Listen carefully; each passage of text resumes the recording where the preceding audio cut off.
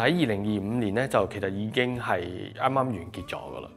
對我嚟講真係完結咗。咁其實2025年咧都發生咗一啲嘢咧，係令到我覺得會成長咗，同埋有啲唔同嘅領悟啊。咁所以我都希望可以喺呢條片裏邊咧，同大家分享咗，睇下我講完之後會唔會對大家喺理財啊或者人生觀裏邊咧有少少唔同。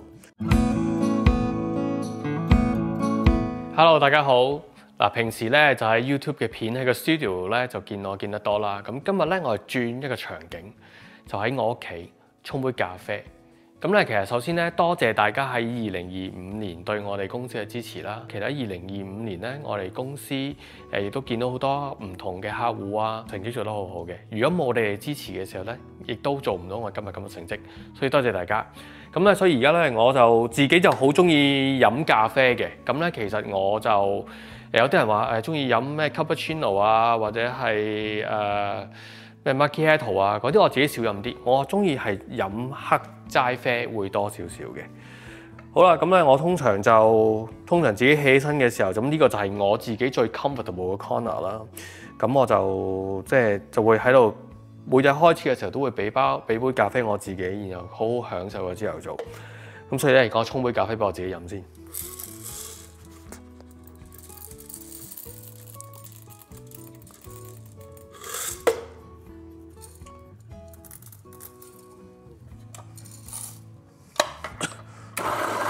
咁其實咧，原來咧沖咖啡都有少少學問喎。原來咧，我咧就用一般嘅舊有嘅思想咧，去點樣去沖個咖啡啦。譬如話，將水啊同豆啊嘅份量咧，都係固定咗一個地方，因為每人習慣咗啊嘛。咁所以咧，其實我今次啱啱去旅行嘅時候咧，就喺上海裏邊咧識咗一個開咖啡鋪嘅朋友。佢就教我，喂，唔係喎，原來啲咖啡豆咧，你可以試下用一個唔同嘅 ratio， 即係話一個水同埋嗰個豆嘅份量去沖咧，其實沖出嚟效果係可以唔同。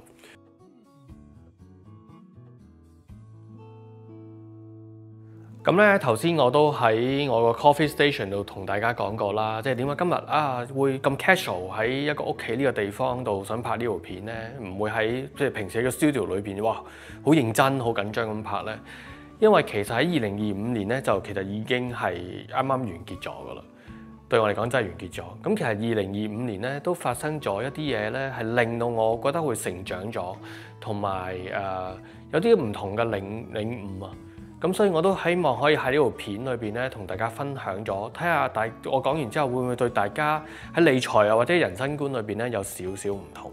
咁呢個咧我自己用咗20 gram 豆去沖呢個咖啡啦。本來我舊有嘅思想咧就係用1:16嘅方法，即係話一 gram 豆用16 gram 嘅水擺喺呢度。咁而家因為上次我同你講話，去個上海嘅朋友佢教我可以試下一個唔同嘅沖法喎。咁所以我用咗一個唔同嘅沖法試下，今日沖俾自己試下飲。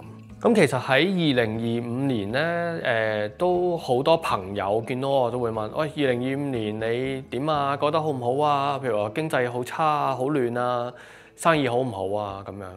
咁其實我覺得2025年咧，我自己最大嘅一個突破咧，就係去打 hockey， 係 ice hockey。我諗熟悉我個朋友咧，其實應該都冇諗過。其實連我自己咧，我都係冇諗過嘅。咁其實我點解無啦啦就會打 ice hockey 咧？其實有一晚咧就我哋即係我個仔其實就打 ice hockey 啦。咁有一晚同幾個朋友食飯，咁佢無啦啦就西人嚟，外國人嚟嘅，佢就問我：喂 Kingston，你想唔想打 ice hockey 啊？咁樣講，咁因為其實佢個仔都係同我個仔同一隊。咁我話：喂，我唔識打過。佢話：唔緊要啊，全部啲人都係唔識打㗎，去玩下就 OK 㗎啦。咁樣講。咁我除咗噏，咁啊是但啦，去打啦咁樣講。咁跟住咧。咁佢係將我咧就擺咗個 WhatsApp group 裏邊，咁我都冇懷疑咧，到最尾嘅時候咧，無啦就話：喂 Kingston 啊，喂你真係要 sign up 過俾錢嘅喎，咁我覺得應承咗人就唔可以唔打啦咁樣講。咁但係其實咧去到咧，其實係玩嘅時候嗱，講明先，我咧打 hockey 就真係唔叻嘅，但係成班人一齊去玩嘅時候，全部都係家長嚟㗎嗰啲。咁其實最特別嘅地方咧就係你成班人一齊去玩，有啲阿爸啦，亦都有阿媽啦。其實大家個包容性係好強，因為大家都係唔識打啊嘛。咁其實咧，我個仔咧佢都有睇我去打 hockey 嘅。咁佢就笑我係啲乜嘢咧？就係佢覺得我係似睇緊迪士尼冰上嘉年華，成班人一齊去玩咁樣。嗱，咁其實我哋就講開一個 financial planning 啦。咁其實我今年咧就40幾歲。咁其實英文有個 terminology 咧，就話叫做40零歲咗咧，就叫做一個叫 midlife crisis 啊，中年危機。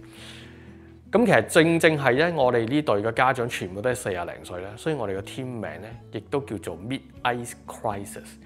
咁其實玩咗大半年咧，其實真係好開心啊！咁其實咧，我哋亦都叫咗好多唔同嘅家長一齊玩。咁有時我哋喺嗰個 locker room 度咧，咁啊喺圍埋一齊去坐嘅時候，同大家傾偈，家長，我話喂，你個 hockey 最難嘅邊度地方咧 ？OK， 嗱，其實 hockey 都真係唔容易啊！所以而家咧，我已經冇鬧我仔打得唔好啊，叫佢 skate 快啲啊，嗰啲我已經冇講噶啦，已經都。但其實同家長一齊坐低嘅時候咧，我哋發覺咧。最難咧，其實係出門口嗰下，即係話其實好似譬如話，我哋今晚係要打比賽嘅咁樣講。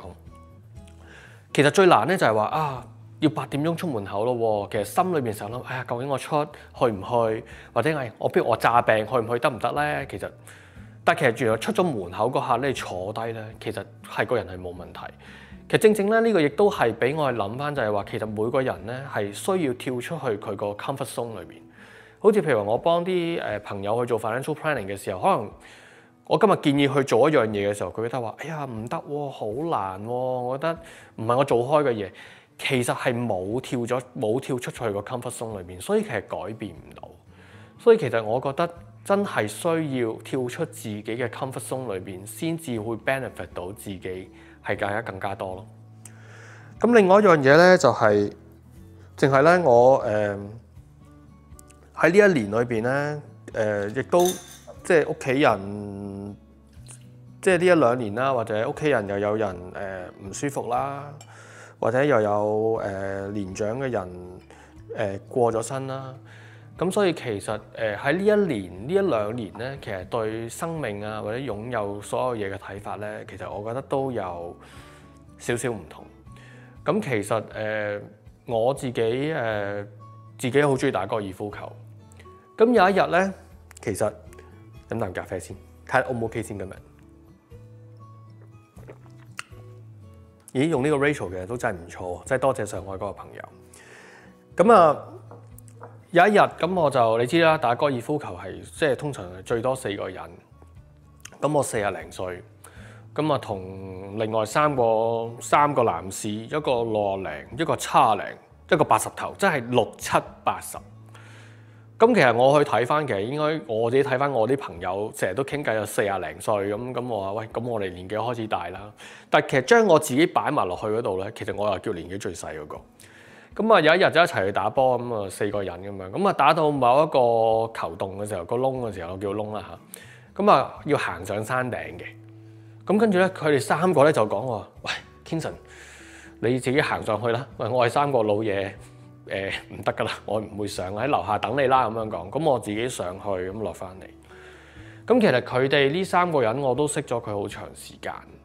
咁其實如果我去點樣去睇佢嘅時候，咁佢3個好成功啦。譬如話即係以前做生意啊，或者聽佢講嘅時候，佢人生經歷啊，我都話哇佢哋真係好犀利㗎喎咁樣講。咁我係羨慕佢哋嘅。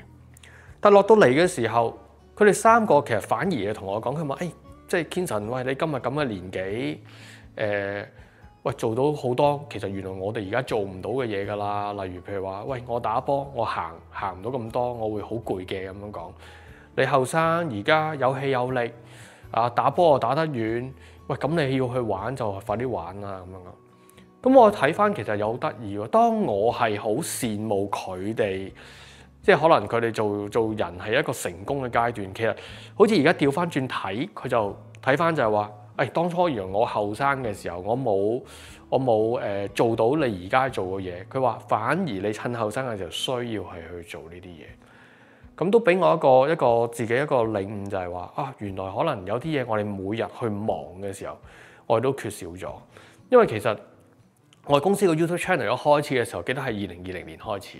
咁嗰陣時，如果大家記得係疫情啦，咁而家其實諗翻轉頭嘅時候，呢5年真係過得好快，唔記得咗。但係其實嗰5年咧冇得去旅行啦，其實嗰陣時又可以 Zoom 裏面去見 appointment 見客啦，所以每日咧就係咁做嘢，係咁做嘢，因為冇嘢好做嘛，咁咪係咁做嘢咯。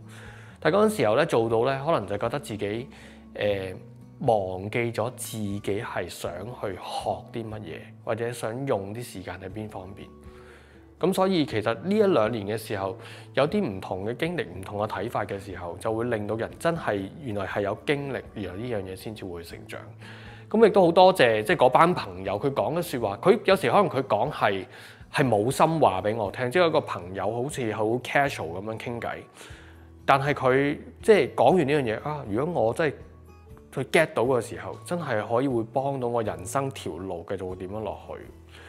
咁我自己咧，其實又好中意車嘅，其實咁亦都有個60幾歲個朋友啦。咁然後我都問佢話，即係佢好中意車。咁我話：喂，我見到呢架跑車，我想買，好唔好啊？咁樣講。咁佢俾個 comment 俾我都幾得意嘅。佢就話：佢好似好唏噓咁樣講。佢話：咁你買呢個車，你負唔負擔得到啊？咁樣講。哇，其實我又負擔得到嘅，不過即係我冇需要啦。咁屋企有4個人，咁你買架跑車係裝唔到4個人㗎嘛？其實，咁佢話：如果你今日你唔係為咗買呢個跑車而去傾家蕩產，亦都唔係話要係屋企你係將你本來嗰樣可能譬如話買俾細路仔，或者你係要喺學業上面或者屋企上面需要嘅嘢嚟買咗呢樣嘢俾自己，唔係去到底嗰陣嘅，佢咪話 OK 咯。佢最尾就補多句咧，就都幾得意嘅，就話佢話其實你都知我好中意車啦，你睇下我呢個年紀，我買個跑車嘅時候我捐唔到入去，咁好似又係喎，因為其實有時我哋成日講就話生老病死呢幾樣嘢，個個人都好想好長命，但係其實生老病死呢樣嘢其實真係我哋係控制唔到。咁亦都即係我嘅人生裏面嚟講，我覺得好好彩嘅。側邊咧亦都好多比我年紀經驗多啲豐富或者年紀大啲人咧，俾好多我提醒。嗱，我頭先我又講到話啲60、70歲嗰啲人就好唏噓啦，好羨慕我40零歲咁樣就即係做到好多佢而家做唔到嘅嘢。但係我其實呢一年裏邊咧，我都去過有2次旅行咧，就同一對朋友，佢哋70幾歲、70幾歲。咁其實有時我俾啲相啲朋友去睇咧，佢唔覺得呢對朋友係70幾歲啊，佢哋好得意嘅。咁有時我去睇就係70幾歲嘅時候，其實老實咁講啦，即係你都可能過咗10年、20年就已經係好勁噶啦，過100歲又冇可能。咁有時同佢傾偈嘅時候咧，佢哋嘅心目中仲有好多大計，譬如話 book 旅行 book 咗幾多年之後坐咩郵輪啊，仲想去邊個地方啊，即係覺得佢人生咧又有好多個盼望。所以我又覺得就係話做人其實除咗要擔心可能今日嘅嘢之外，及時行樂，亦都其實可以繼續有更加多嘅盼望喺裏邊，去令到自己點樣開心，更加每日去 enjoy 自己嘅生活咯。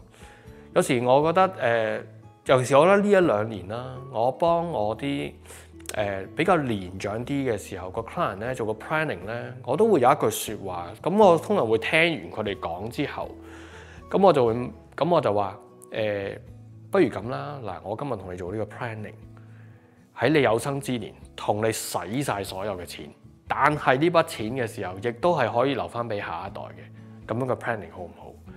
其實佢哋係好開心嘅。其實咧，我做咗呢1-2年做好多 planning 嘅時候咧，都會見到就係好多年長啲嘅 client 咧，佢哋有自己係咁多年辛苦做嘢嘅積蓄。其實唔知道去點樣去使呢筆錢，或者唔敢去使呢筆錢，因為可能會驚打稅啦，或者可能係驚用咗錢之後你冇錢留翻俾啲孫啊，或者冇啲錢留翻俾屋企人啊，佢唔敢用。但係其實喺個 planning 裏邊係有好多辦法，亦都其實我覺得就係話用到嘅錢先至係你嘅錢，用唔到嘅錢其實唔係我哋自己嘅錢嚟。咁所以而家喺呢1-2年嘅時候，我都用呢個方向去幫一啲年長啲嘅朋友去做呢個 planning。咁大部分佢哋都覺得係係好開心嘅咁樣嘅諗法，亦都係因為呢樣嘢嘅時候，令到佢哋喺個退休生活裏邊係更加豐富啦，亦都更加精彩。咁喺我自己嚟講，其實喺呢1-2年裏邊聽到咁多呢啲咁嘅故事咧，其實我都會覺得就係做人即係當然我係做 financial planning 嘅時候係要有一個好嘅積蓄喺裏邊去做一個退休嘅計劃。但係喺今日嘅時候，我覺得都需要就話做一啲嘢去令到自己去開心，而條路先至可以會行得更遠。錫自己多啲。好多朋友即係佢同我講就話：喂，你錫好多唔同嘅人，送禮物對佢好好，好 thoughtful，但係你有冇錫自己多啲呢？咁其實我就諗下乜嘢叫做錫自己多啲呢？嗱，其實每個人嘅定義唔同。唔一定係話錫自己多啲，我一定要買一樣嘅物質俾自己，令到自己開心多啲。但係對我嚟講就係話，其實我每年去喺呢個時候去學到一樣新嘢嘅時候，都幾開心嘅喎。好似譬如我頭先一早開始講過啦，就係話我今年無啦啦真係走咗去打 hockey， 諗都冇諗過呢一樣嘢。咁其實喺中間嘅樂趣就係話原來我哋就算我哋去到呢個年紀嘅時候咧，做人咧都要有滿足感，同埋有啲嘢咧係會自己進步嘅時候咧，先至係會學到多啲嘢。進步嘅意思係乜嘢咧？例如譬如話，我今日去打 hockey 嘅時候，我自己識個目標，自己唔要打得好叻嘅，唔係要入波啊，唔係要做啲咩，但係話我溜冰嘅時候，我唔會跌落地下。咁其實對我自己嚟講，呢個已經係一個好大嘅 achievement。咁所以喺打 hockey 嘅時候，其實大家有一個共同嘅目的，一齊去學嘅咧。咁其實去玩呢樣嘢咧，其實我覺得係好開心嘅，會係。咁所以其實嚟到呢度結尾嘅時候咧，我想借住呢個機會，多謝大家觀眾啦，多謝大家啦，去俾 Novella Wealth 有一個機會去為大家服務。咁我希望喺2026年大家有好嘅一年，亦都期望可以喺真人啦，或者喺網上去同大家見面。多謝大家。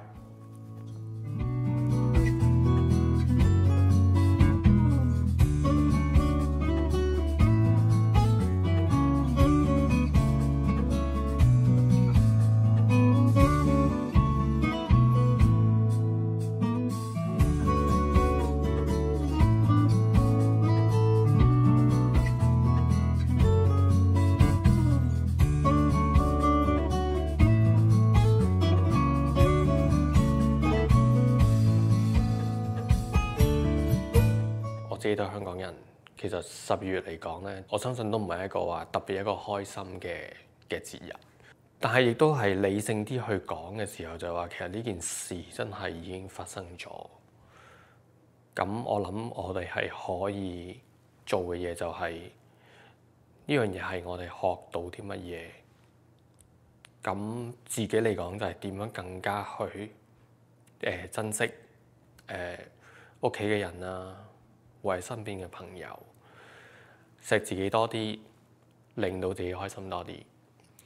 咁喺呢度最尾嘅時候，祝大家2025年新年快樂，聖誕快樂！希望大家喺2026年有個更好嘅一年。